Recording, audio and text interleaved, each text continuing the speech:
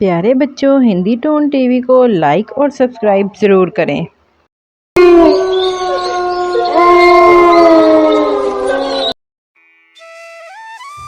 रात के 9 बजे का वक्त था। साक्षी और अर्जुन सोने की तैयारी कर रहे थे। तभी अचानक से इन्हें बाहर से खटपट खटपट की आवाज़ें आना शुरू हो जाती हैं। अरे, ये कैसी आवाज़ें आ रही हैं बाहर से? इतना शोर कौन कर रहा है? तुम ठहरो, मैं देख कर आता हूँ कौन है। ये कैसी आवाज़ें आ रही हैं? तभी अर्जुन घर से बाहर जाता है और देखता है कि एक औरत खड़ी है जो ट्रक से सामान नीचे उतरवा रही है। साक्षी, बाहर आओ।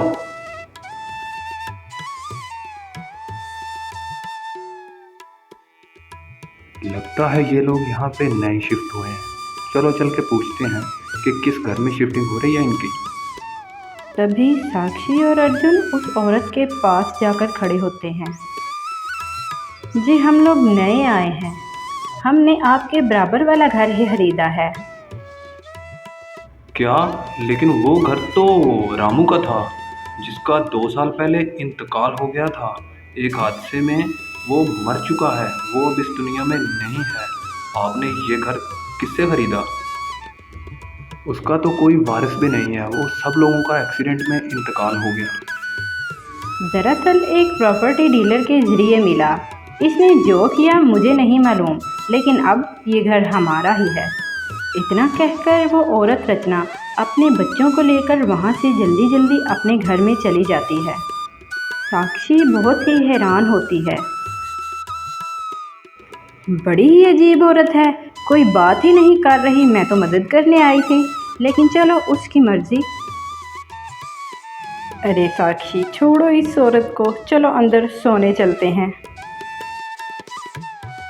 वो दोनों अंदर आ जाते हैं, फिर खाना खाकर सो जाते हैं। लेकिन साक्षी को नींद नहीं आ रही थी। रात का पिछला पहर था। साक्षी की नींद टूट गई, जैसे कोई गाना गा रहा हो, कोई नाच रहा हो खिड़की के पास। साक्षी कहती है, अरे लगता है अर्जुन जी ने खिड़की खुली छोड़ दी। वो खिड़की बंद करने के लिए उठती है, लेकिन उसकी नज़र सामने चल रही 2 चुड़ैलों पर पड़ती है।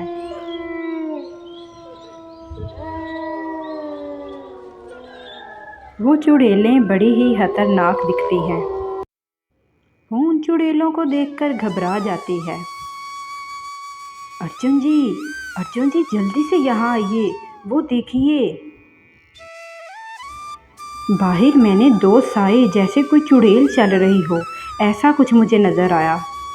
अर्जुन जब तक बाहर देखता है तब तक वो साए ख़त्म हो जाते हैं। अर्जुन को लगता है कि शायद वैसे ही है। अरे साक्षी, कुछ भी नहीं है, बस तुम्हें वहम हुआ है, चलो सो जाओ। जैसे तैसे करके अर्जुन साक्षी को मनाता है कि वहाँ कोई भूत नहीं, कोई साया नहीं। फिर साक्षी और अर्जुन सोने चले जाते हैं।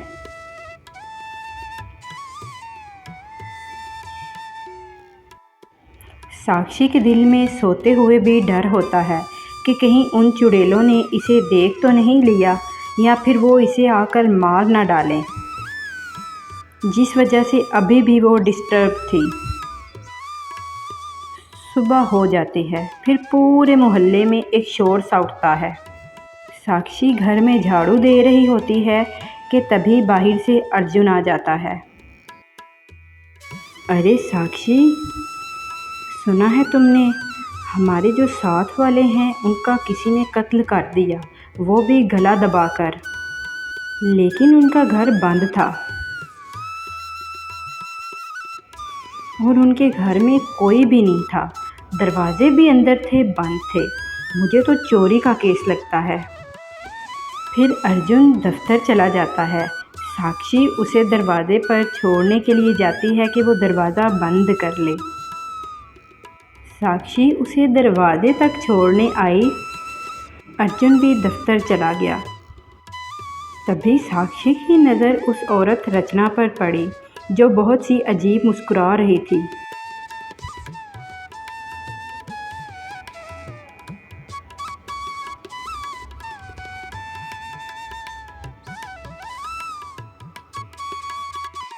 लगता है इसे शेखर वर्मा के मरने का बहुत ही खुशी है, जिसकी वजह से ये इतना मुस्कुरा रही है।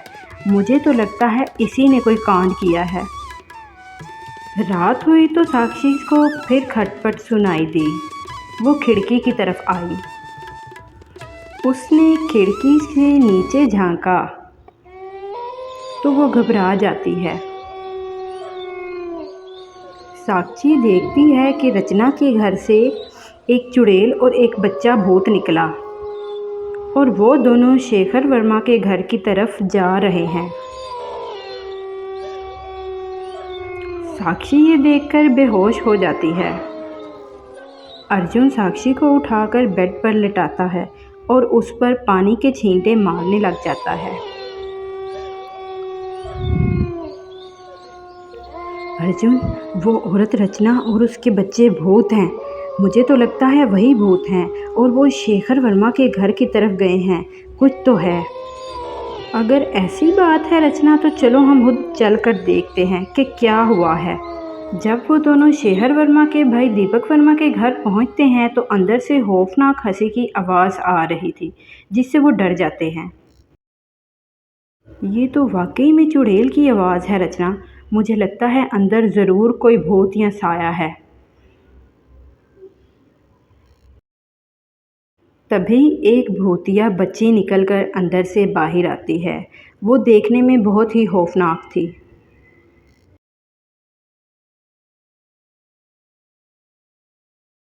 खबरदार, जो तुम लोगों ने आवाज़ निकाली तो मैं तुम लोगों को छोड़ूंगी नहीं।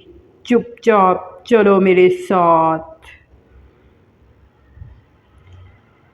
अर्जुन और साक्षी उस बच्ची की बात मान जाते हैं कि वो इन्हें मार ना दे। वो उसके साथ चल पड़ते हैं।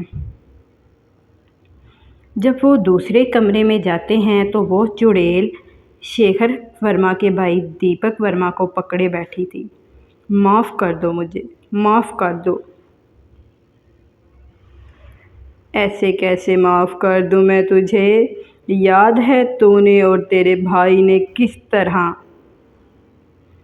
मुझे और मेरे बच्चों को मारा था। फिर वो चुड़ैल दीपक वर्मा को भी मार देती है। साक्षी और अर्जुन को वो चुड़ैल जिंदा छोड़ देती है, क्योंकि इनका कोई कसूर ना था।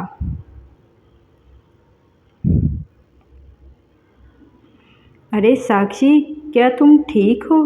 तुम्हें कुछ हुआ तो नहीं? अर्जुन जी, मैं तो ठीक हूँ, लेकिन मुझे उस रचना, उस चुड़ैल के बारे में बहुत ही दुख हो रहा है, जिसे दीपक वर्मा और शेखर वर्मा ने मार डाला।